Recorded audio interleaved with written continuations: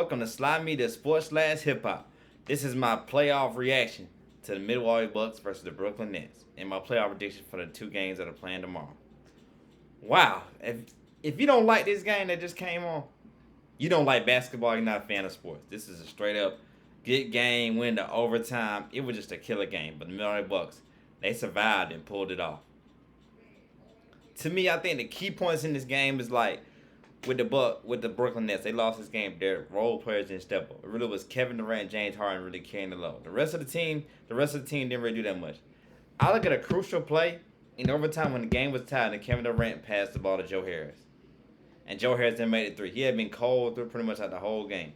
He led the league in 3-point shooting this whole season, but when it counted, make or break game, he did not pull through. I think he only had one 3-point I think he made this game. So that really was the key point that Brooklyn Nets other players didn't step up, which could play in a future role because they're gonna need bench players to step up and do more and all that. Because they said I don't think even no bench players at all scored any points for the Brooklyn Nets, and that's gonna be crucial for them because with that salary having three All-Star players, they're not gonna be able to get no big role players. Then they're just gonna get nothing but able bench players and the guys that can make sign for 1 or 2 years deals. That's it.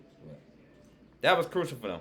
But even though they almost had it, and when Kevin Durant sent the game in overtime was that with that long 2-point shot, almost like it was a three. So it was like, they almost had even that. Because that just shows you why KD is the best player in the world. He literally put his heart in his game. Scored 49 points again. It's just, KD did all he could, but it just wasn't enough. I think the last possession in overtime, when they tried to win the game, when Kevin Durant tried to win the game, or I think it was a two again. I don't think there's even three again to win the game. But in overtime, we tried to score that point. It was airball. You could tell he had gas, like he was just tired because he didn't try to drive it or nothing. He just settled for the jumper and try to win the game.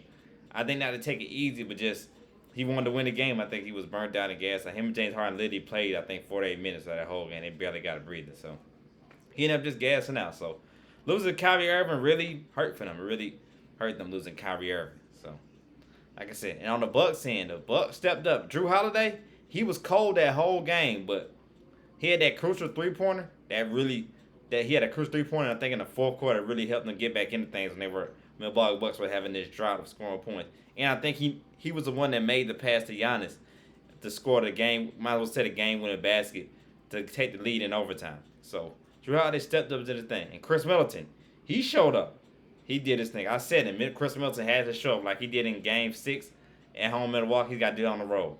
And he hasn't been able to do that yet. But he showed up. He scored one of the big crucial points, too, in overtime. So, kudos to them. Kudos to the Milwaukee Bucks. They stepped up.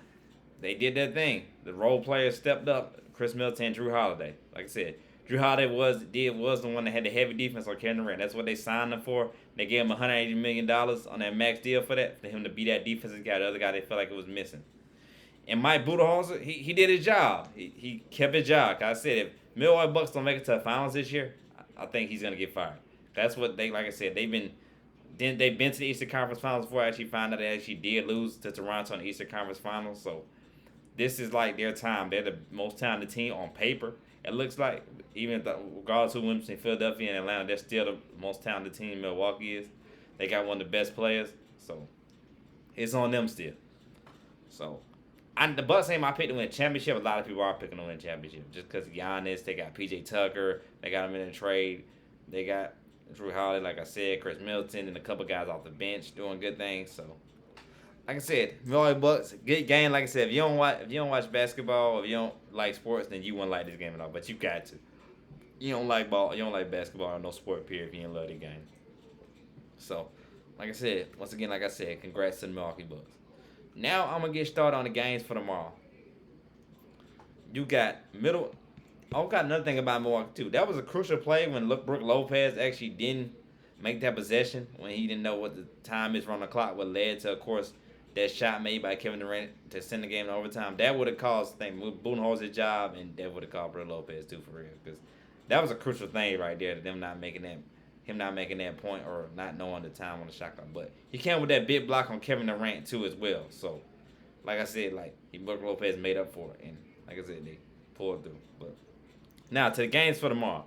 You got the game on the Western Conference Final between Phoenix and the LA Clippers. Me, I'm going for the Clippers. Chris Paul's not playing. I feel like LA's on fire right now. They're gonna do it. Paul George is playing out of his mind right now. That dude, man, the young guy they got, he just had an all-around great game. 39 points last night. He's playing with all the confidence in the world, so I know he's gonna do good. Reggie Jackson been playing out of his mind. He got all the confidence where he's gonna do his thing.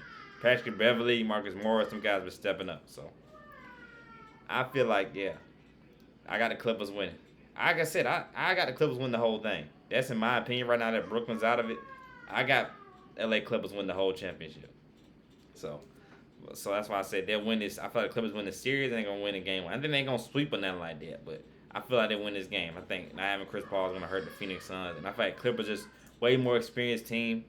And I think Ty Lue's just a good coach. People starting to understand his credit how much of a good coach he is. So that's why I say, like, I got the Clippers win this series and I got the Clippers win the whole thing right now. So I got the Clippers winning Game 1 in the Western Conference Finals tomorrow night.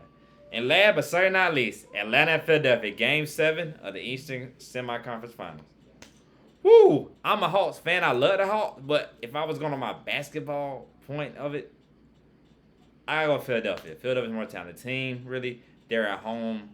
I got to go with them. I think Embiid's going to ball out, play a good game. I think Ben Simmons is finally going to step up and play good and aggressive. Tobias Harris showed the signs he was playing aggressive last night's game. So I feel like Tobias Harris is going to be aggressive again. And also, Steph Curry has been playing out of his mind, playing just like he's his older brother, Steph Curry, right now. He's been balling. So I'm going with Philadelphia 76 winning. And also, well, on the Hawks side, they said Bogey might be out. He's hurt. Even though he ain't doing nothing in the last few games, it just still is like, dang, Bogey's hurt. That's another offensive guy. Atlanta doesn't have. Like I said, now we got 3 main guys out. Cam Reddish, DeAndre Hunter, and now Bogey might be out too. It's like, dang. So, I mean, like I said, Chris Dunn, Lou Williams, Dallas Gallinari, John Collins, they got to step up in order to win his name. They got to step up. They got to do their part. Trey can't do it all by himself. Trey been balling doing his thing, but John Collins, Dallas Gallinari, and Lou Will, they got to step up. They got to play hard. Or somebody else got off the bench got to play hard as well. Kevin Huerter, too, as well. But Philly has more than firepower. They're at home. I got to go with Philly winning. I got to go with the 76ers beating the Hawks at home. So, like I always say, man, thanks for watching. Make sure you hit that subscribe button. Like I said, it's Slimy at Sports Hip Hop. Actually, stay tuned because I'm finna do a video on my review on Gucci Mane's album, Ice Daddy. So, I'll holla at y'all, man. Y'all have a good night.